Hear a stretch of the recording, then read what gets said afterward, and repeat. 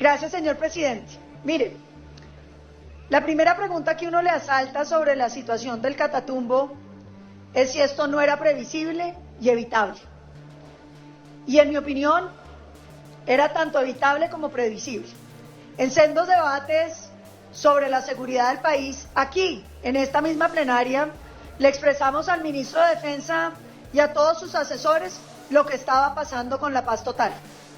El gobierno salía a defender el proceso de paz total diciendo que todo iba divinamente, que no había sino que mirar el índice de homicidios en el país, y contestaban que viendo las cifras de soldados y policías heridos o asesinados, había que ver que el país estaba pacificado. Argumento que le volví a escuchar hoy a la señora ministra de Justicia, diciendo que la paz había funcionado divinamente. Aquí les mostramos, antes de que salieran las cifras de la ONU, que estaban fracasando estrendosamente en la lucha antidrogas, porque se habían dedicado, señor ministro, a la incautación. Y yo le mostré con una proyección sobre la producción de cocaína del país, que era la cifra más baja de incautaciones de los últimos 12 años. Salieron las cifras de las incautaciones y no solamente teníamos razón, sino que estábamos nadando en cocaína.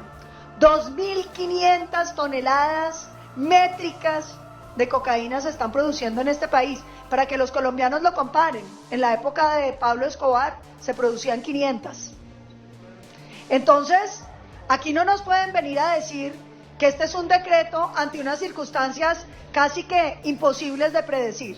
El gobierno no quiso combatir el narcotráfico.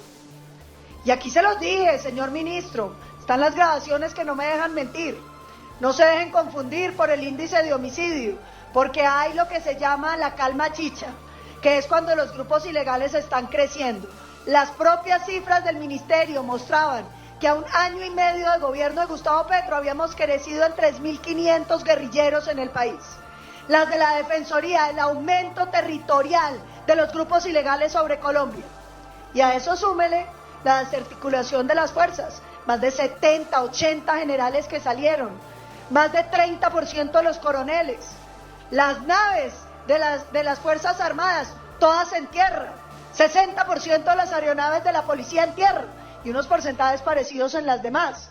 Y entonces uno se pregunta, ¿en serio no sabían que los grupos ilegales iban a empezar a combatir entre ellos para hacerse a los negocios ilegales? ¿Acaso esto no le había pasado a Colombia antes? ¿Acaso no sabían que el Catatumbo, como el Cauca, el Caquetá, el Putumayo, Nariño, están dominados por esos grupos ilegales dedicados al secuestro, a la extorsión? ¿Acaso no han oído el clamor de miedo que hay entre los colombianos porque están a merced de los violentos? Yo creo, señor presidente, que aquí el gobierno tiene que hacer una serie de reconocimientos, porque no pueden seguir con la política de darle beneficios a los violentos. Acuérdese, aquí hemos venido en la paz total.